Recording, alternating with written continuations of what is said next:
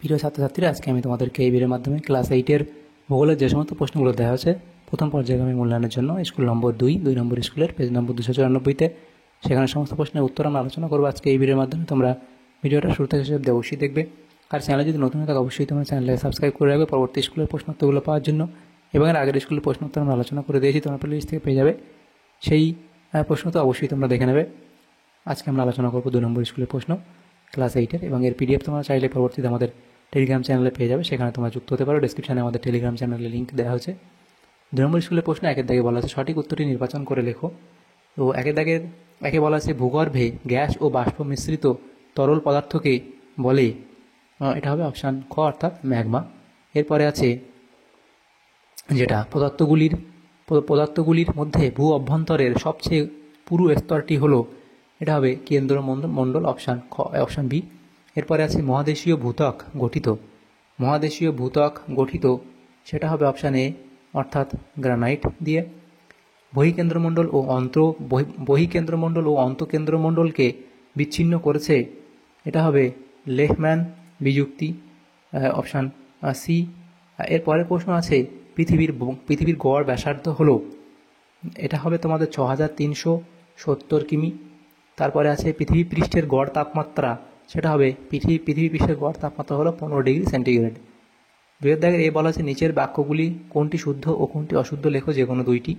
প্রথম প্রশ্ন আছে মায়ানমারের রাজধানী নেপাইদাও, তো এটা এখানে তোমাদের শুদ্ধ বলা হয়েছে, তাহলে এটা লিখবে কি শুদ্ধ। এরপরে আছে বাংলাদেশের প্রধান নদী মানস, এটা ভুল বলা হয়েছে, লিখবে কি অশুদ্ধ। এরপরে আছে ভারত ও শ্রীলঙ্কা মালাক্কা প্রণালী দ্বারা বিচ্ছিন্ন, এটা এখানে অশুদ্ধ বলা হয়েছে, কারণ কি এটা তোমাদের পক প্রণালী দ্বারা বিচ্ছিন্ন।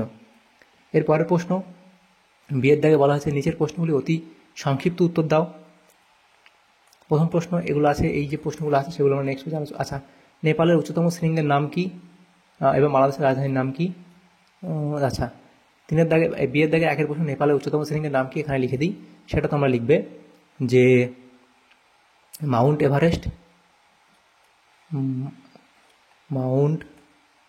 এভারেস্ট। পরের প্রশ্ন বাংলাদেশের রাজধানীর নাম কি, তাহলে ঢাকা, বাংলাদেশের রাজধানীর নাম ঢাকা।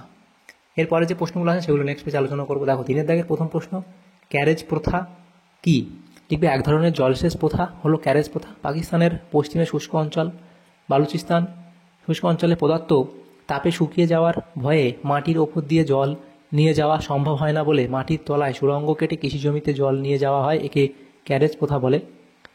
SAARC অর্থাৎ সার্ক কি, এর পুরো কথা লিখবে south Asian association of regional cooperation বা দক্ষিণ এশীয় আঞ্চলিক সহযোগিতা পরিষদ। এর উদ্ভব কখন হয়? 1985 সালের 8 ডিসেম্বর এই পরিষদ গঠিত হয়। সদস্য কটা? 7টি দেশ নিয়ে গঠিত হয়েছিল, কিন্তু বর্তমানে সদস্য সংখ্যা 8 যথা। সেই 8টা দেশ কি? ভারত, নেপাল, বাংলাদেশ, ভুটান, শ্রীলঙ্কা, পাকিস্তান, মালদ্বীপ ও আফগানিস্তান। এখান থেকে সদর দপ্তর হচ্ছে কি, এই যে সার্কের সদর দপ্তর হলো কাঠমান্ডু, সেটা কি নেপালের রাজধানী। এটা হলো সার্ক সম্পর্কে লিখলে। যেহেতু 2 নম্বর দেওয়া আছে তো এতগুলো ইনফরমেশন দেবে তোমরা। নেপালের পর্যটন শিল্প সম্পর্কে লেখো, অনুরূপ প্রাকৃতিক ও নৈসর্গিক সৌন্দর্য, ট্রেকিং ও পর্বতারোহণ, স্থাপত্য ও ভাস্কর্য, এই পয়েন্টগুলো তোমরা দেবে। এরপরে 4 দাগের প্রশ্ন নিচের প্রশ্নগুলি সংক্ষিপ্ত ব্যাখ্যামূলক উত্তর দাও, যে কোনো দুটি। প্রথম প্রশ্ন প্যানজিয়া এবং প্যানথালাসা কাকে বলে, তাহলে প্যানজিয়া বলে পয়েন্ট করবে, করে তোমরা লিখবে এটাই অবধি।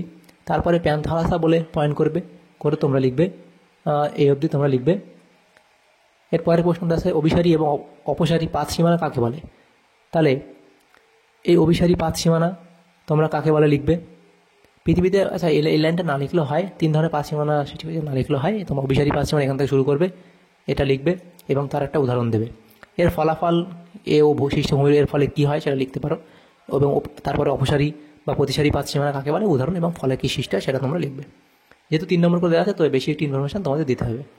এরপরে 3 দাগের প্রশ্ন ছিল অভিসারী পাত সীমানাকে বিনাশকারী পাত সীমানা বলা হয় কেন, তাহলে অভিসারী পাত সীমান্ত বা পাত সীমানাকে বিনাশকারী পাত সীমান্ত বলা হয় কারণ কি, এই দুটো কারণ তোমরা লিখবে এই অবধি। এরপরে আছে প্রশান্ত মহাসাগর অগ্নিবলয় ভূমিকম্প প্রবণ কেন? প্রশান্ত মহাসাগর অগ্নিবলয় ভূমিকম্প প্রবণ কারণ কি? টেকটনিক প্লেটের সংঘর্ষ, উপদ্রুত, এটা হবে সাবডাকশন জোন এবং অগ্নুৎপাত ও ভূগর্ভীয় চাপ ইত্যাদি পয়েন্টগুলো করবে। এরপরে প্রশ্ন 5 দাগের প্রশ্ন। নিচের প্রশ্নগুলি উত্তর দাও, যে কোনো 2টি প্রশ্ন 5 নম্বর করে দেওয়া আছে, 2টো প্রশ্ন 10 নম্বর এই বিভাগে, অর্থাৎ 5 নম্বর দাগের প্রশ্নগুলোর মধ্যে। আগ্নেয়শিলা কাকে বলে? তাহলে আগ্নেয়শিলা সংজ্ঞা বলে পয়েন্ট করে তোমরা লিখবে এবং উদাহরণ দেবে এই অবধি। আগ্নেয়শিলা কাকে বলে এই অবধি লিখবে। এরপরে প্রশ্ন আগ্নেয়শিলার বৈশিষ্ট্যগুলি লেখো, যে 3 নম্বর দেওয়া আছে, তাহলে আগ্নেয়শিলার বৈশিষ্ট্য বলে পয়েন্ট করবে করে এগুলো, এই যে এতগুলো এখানে পয়েন্ট আমরা দেওয়া হয়েছে, এখানে দেখো 10টা পয়েন্ট দেওয়া হয়েছে, তোমরা এই পয়েন্টগুলোর মধ্যে 5টা পয়েন্ট তোমরা লিখবে, যে কোনো 5টা। এরপরের যে প্রশ্ন আছে দেখো 2 দাগের প্রশ্ন, যে বলা হয়েছে পাললিক শিলার উৎপত্তি কীভাবে হয়। তারপরে আসছে রূপান্তরিত শিলা কাকে বলে। তাহলে পাললিক শিলার নিম্নলিখিতভাবে পর্যায়ের সৃষ্টি হয়, তো এই পর্যায়গুলো লিখবে। তারপর রূপান্তরিত শিলা কাকে বলে লিখবে, উদাহরণ তোমরা দেবে, তাহলে এই অবধি কমপ্লিট করবে। তো এই যে প্রশ্নটা আছে 3 নম্বর দাগের প্রশ্ন, শিলাচক্র বলতে, আচ্ছা প্রশ্নটা দেখে নিয়ে 3 দাগে আছে কিনা, এখানে যেটা ছিল, হ্যাঁ শিলাচক্র কাকে বলে। তাহলে শিলাচক্র কাকে বলে লিখলে, তাহলে এখান থেকে শুরু করলে, করার পরে এই অবধি লিখলে তোমরা শিলাচক্র কাকে বলে। এরপরে যেটা আছে সেটা কি, শিলা থেকে কীভাবে মাটির সৃষ্টি হয় সেটা লিখবে। তাহলে এটা লিখবে শিলা থেকে কীভাবে মাটির সৃষ্টি হয়, এই পয়েন্টগুলো করবে, করে এই অবধি লিখবে শিলা থেকে মাটি কীভাবে সৃষ্টি হয় এই অবধি লিখবে। এরপরে 4 দাগের প্রশ্ন ছিল কি, পাললিক শিলা শ্রেণীবিভাগ করো। তাহলে পাললিক শিলা শ্রেণীবিভাগ বলে পয়েন্ট করে এগুলো লিখবে এবং পাললিক শিলার স্তরে জীবাশ্ম পাওয়া যায় কেন সেটা লিখবে। তাহলে পাললিক শিলায় জীবাশ্ম দেখা যায় কারণ কি, এটা লিখবে, উদাহরণ তোমরা দেবে। তাহলে এই প্রশ্ন উত্তর তোমাদের হয়ে যাবে। তাহলে দেখো আমাদের এখানে যে প্রশ্নগুলো ছিল ক্লাস 8-এর ভূগোলের যে প্রশ্নগুলো ছিল 2 নম্বর স্কুলে, সমস্ত প্রশ্নের উত্তর আমরা আলোচনা করলাম আজকে এই ভিডিওর মাধ্যমে। তোমাদের যদি সামান্যতম উপকার এসে থাকে ভিডিওটা অবশ্যই লাইক করবে, বেশি বেশি করে বন্ধুদের সাথে শেয়ার করবে। আর পরবর্তী যে স্কুলগুলো আছে সেগুলোর প্রশ্নোত্তর পাওয়ার জন্য অবশ্যই তোমরা আমাদের চ্যানেলটাকে সাবস্ক্রাইব করে রাখবে। Thank you, thanks for watching.